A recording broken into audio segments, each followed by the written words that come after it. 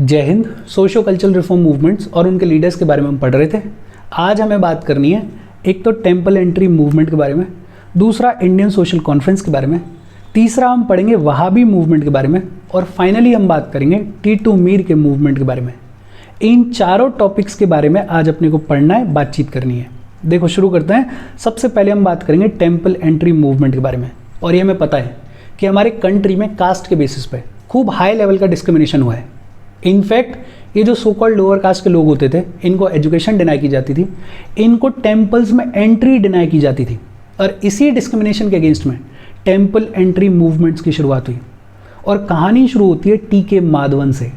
TK. Madhavan अपने आप में बड़े इंपॉर्टेंट सोशल रिफॉर्मर हुआ करते थे। In fact TK. Madhavan is also the editor of देश अभिमानी।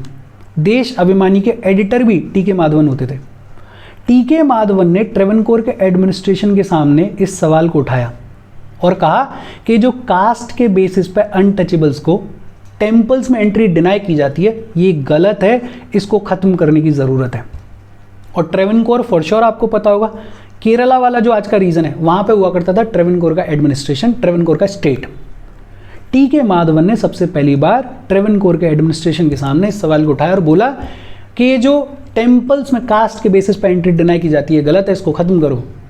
लेकिन इसका कोई आउटकम नहीं निकला, बस एक फ़ायदा हो गया। फ़ायदा क्या हो गया कि जो टेम्पल एंट्री का सवाल है, ये डिबेट में आ गया, ये डिस्कोर्स में आ गया और ये लड़ाई थोड़ा आगे बढ़ी।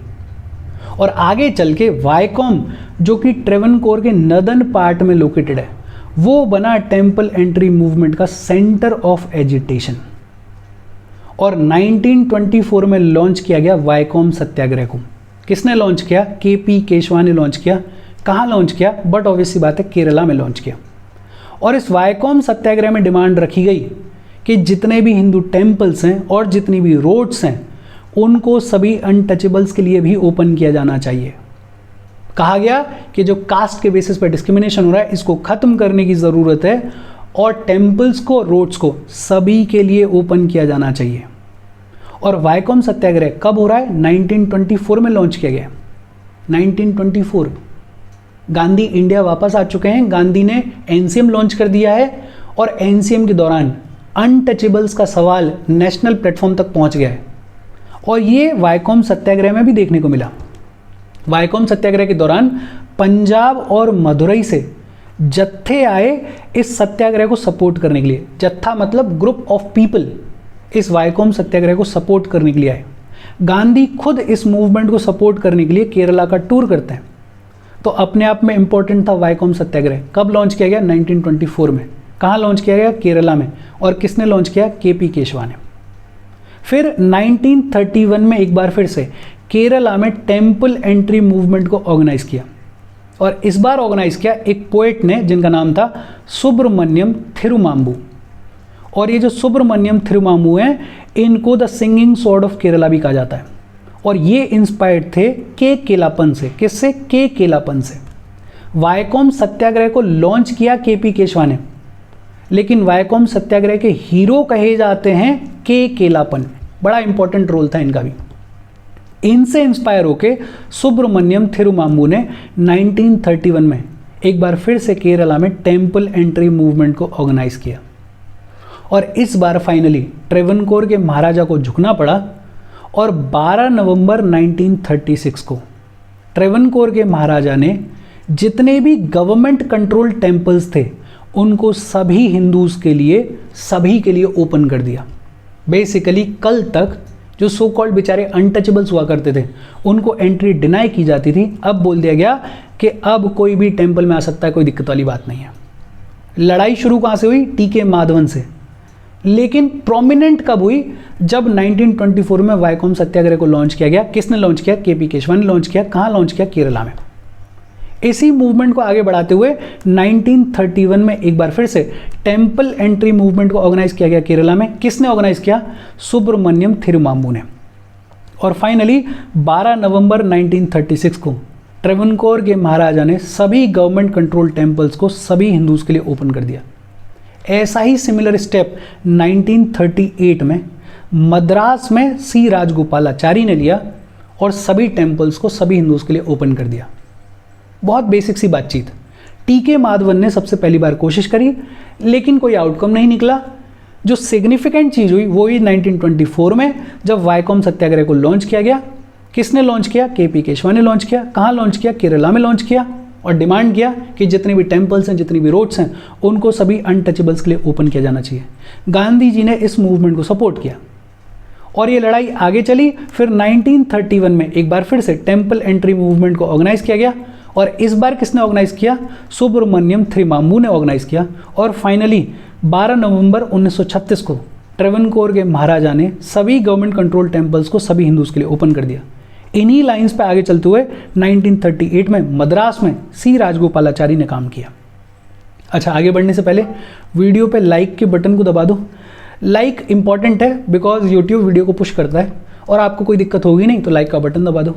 शेयर कर दो, जिन भी लोगों को इसकी ज़रूरत है, आपके फ्रेंड्स वगैरह जो भी प्रिपरेशन कर रहे हैं उनको शेयर कर दो, और चैनल को सब्सक्राइब कर लो।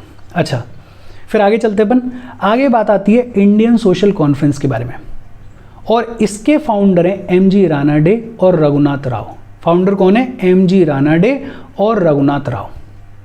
और Indian Social Conference is known as the social reform cell of Indian National Congress. Indian National Congress की सोशल रिफॉर्म सेल कही जाती है इंडियन सोशल कॉन्फ्रेंस। बेसिकली उस टाइम पे लीडर्स को ऐसा लगा कि ये जितने भी सोशल इश्यूज हैं उनको आईएनसी ठीक से एड्रेस नहीं कर पा रही है, बिकॉज काम और बहुत ज़्यादा है। तो सोशल इश्यूज को एड्रेस करने के लिए अलग से इंडियन सोशल कॉन्फ्रेंस को स्टैब्लिश किया गया। किसने स्टैब्लिश किया? एम.जी. रानाडे और रघुनाथ राव ने स्टैब्लिश किया, और इसको कहा जाता है social reform cell of INC. In fact जहाँ जहाँ जब जब आईएनसी के सेशंस हुआ करते थे, उसके साथ में ही इंडियन सोशल कॉन्फ्रेंस के भी सेशन हुआ करते थे उसी जगह पे। इंडियन सोशल कॉन्फ्रेंस का पहला सेशन मद्रास में हुआ, और कब हुआ? 1887 में हुआ। मतलब इंडियन सोशल कॉन्फ्रेंस को कब स्टैब्लिश किया गया? 1887 में स्टैब्लिश किया गया। किसने स्टैब्लिश किया? एम.जी. रानाडे और रघुनाथ राव ने। और पहला सेशन मद्रास में हुआ, और इसको आईएनसी की सोशल रिफॉर्म सेल कहा जाता है। इस इंडियन सोशल कॉन्फ्रेंस ने इंटरकास्ट मैरिज को एडवोकेट किया, पॉलीगैमी को अपोज किया, कोलिनिज्म को अपोज किया, और एक बड़ा इंपॉर्टेंट मूवमेंट चलाया इन्होंने, प्लेज मूवमेंट। बेसिकली ये शपथ दिलाते थे लोगों को कि वो चाइल्ड मैरिज के अगेंस्ट में रहेंगे, चाइल्ड मैरिज को डिस्करेज करेंगे, और चाइल्ड मैरिज को प्रमोट नहीं करेंगे। बेसिक बातचीत। इंडियन सोशल कॉन्फ्रेंस, फाउंडर कौन है? एम.जी. रानाडे और रघुनाथ राव। पहला सेशन कहाँ हुआ? मद्रास में हुआ। कब हुआ? 1887 में हुआ। और इसको इंडियन नेशनल कांग्रेस की सोशल रिफॉर्म सेल कहा जाता था। और इन्होंने एक मूवमेंट लॉन्च किया, pledge movement, to inspire people to take a pledge against child marriage.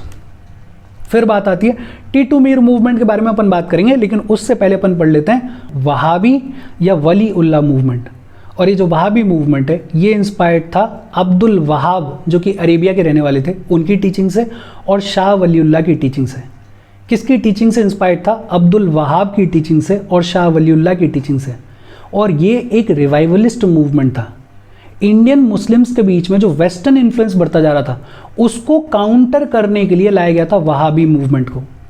Indian Muslims के बीच में इस्लाम के ट्रेडिशन को बनाए रखने के लिए लाया गया था वहाबी या फिर वलीउल्लाह मूवमेंट को।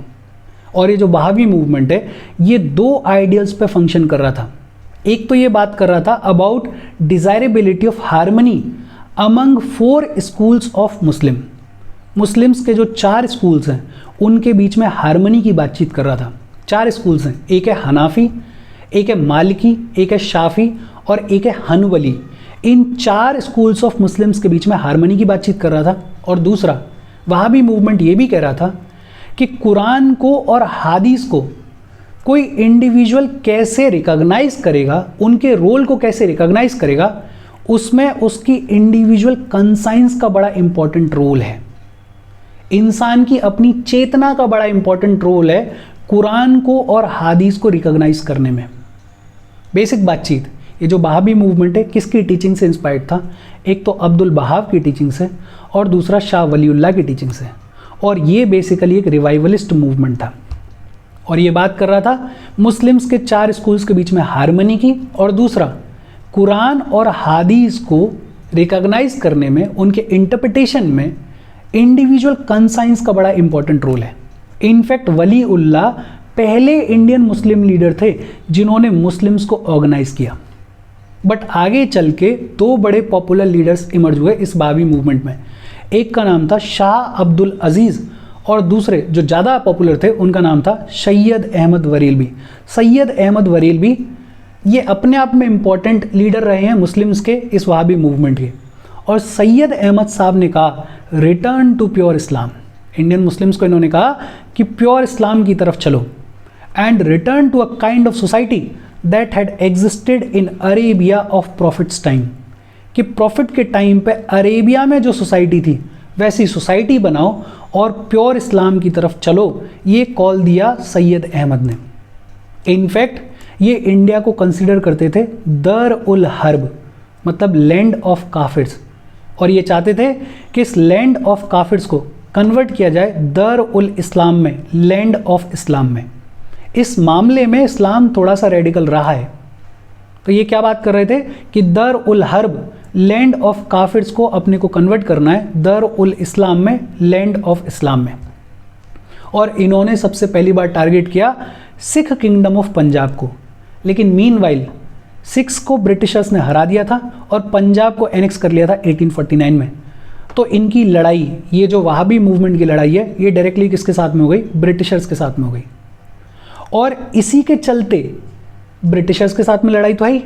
1857 का जब रिवोल्ट हुआ तो ये जो वहाबी मूवमेंट के लोग हैं इन्होंने 1857 के रिवोल्ट में ब्रिटिशर्स को खूब ढंग से अपोज किया था, उनके अगेंस्ट में थे ये। लेकिन फिर धीरे धीरे वहाबी मूवमेंट ठंडा पड़ गया। ब्रिटिश मिलिट्री ने इसको 1870s आते आते सबड्यू कर दिया, ख़त्म कर दिया। वहाबी मूवमेंट के लिए किसकी टीचिंग से इंस्पायर्ड था ये मूवमेंट? अब्दुल वहाब और शाह वली उल्लाह। कैसा मूवमेंट था? रिवाइवलिस्ट मूवमेंट था। और इसके एक बड़े इंपॉर्टेंट लीडर हैं जिनका नाम था सैयद अहमद बरेलवी। और सैयद अहमद बरेलवी ने कॉल दिया return to pure Islam and return to kind of society that had existed in Arabia of prophet's time. और इनका मानना था कि इंडिया जो है वो दर उल हर्ब है, लैंड ऑफ काफिर्स है, और इसको हमें दर ul Islam, land of Islam में कन्वर्ट करने की ज़रूरत है। 1857 के रिवोल्ट में ये ब्रिटिशर्स के अगेंस्ट में थे। अच्छा, एक अपना टॉपिक रह गया टीटू मीर का मूवमेंट। सैयद मीर निसार अली, जिनको पॉपुलरली बुलाया जाता है टीटू मीर। टीटू मीर सैयद अहमद बरेलवी के एक डिसाइपल थे और इन्होंने वहाबिज़म को अडॉप्ट किया और ये शरिया को एडवोकेट करते थे। शरिया लॉ जो इस्लाम में चलता है, आपने सुना होगा, शरिया को ये एडवोकेट करते थे और वहाबिज़म को इन्होंने अडॉप्ट किया। टीटू मीर ने बंगाल के जितने भी मुस्लिम पीजेंट्स थे उनको लैंडलॉर्ड्स के अगेंस्ट में ऑर्गेनाइज किया। और लैंडलॉर्ड्स की हिस्ट्री अपने को पता है कि वो पीजेंट्स को ऑपरेस करते थे। तो इसी के चलते टीटू मीर ने बंगाल के जितने भी मुस्लिम पीजेंट्स हैं उनको लैंडलॉर्ड्स के अगेंस्ट में ऑर्गेनाइज किया। और ये जो लैंडलॉर्ड्स थे ये मोस्टली हिंदूज़ थे, मोस्टली हिंदूज़ थे, सारे हिंदूज़ नहीं थे। और ये लड़ाई शुरू हुई। हालांकि ब्रिटिशर्स ने अपने रिकॉर्ड्स में लिखा है कि जो टीटू मीर का मूवमेंट है ये मिलिटेंट था, लेकिन ऐसा एक्चुअल में था नहीं। हाँ, टीटू मीर जब अपने लाइफ के लास्ट दिन जी रहे थे उस टाइम में थोड़ा बहुत ज़रूर इनके बीच में और ब्रिटिश पुलिस के बीच में थोड़ी बहुत कॉन्फ्रंट्रेशन हुई, थोड़ी बहुत लड़ाई हुई, बट इन जनरल ये मिलिटेंट मूवमेंट नहीं था। Titu Mir was killed in 1831 और इसके साथ ही टीटू मीर का ये जो मूवमेंट है ये भी सप्रेस हो गया, ये भी ख़त्म हो गया। बेसिक बातचीत। और इसके साथ आज का अपना सेशन ख़त्म हो गया। कोई डाउट हो please comment. Thank you very much.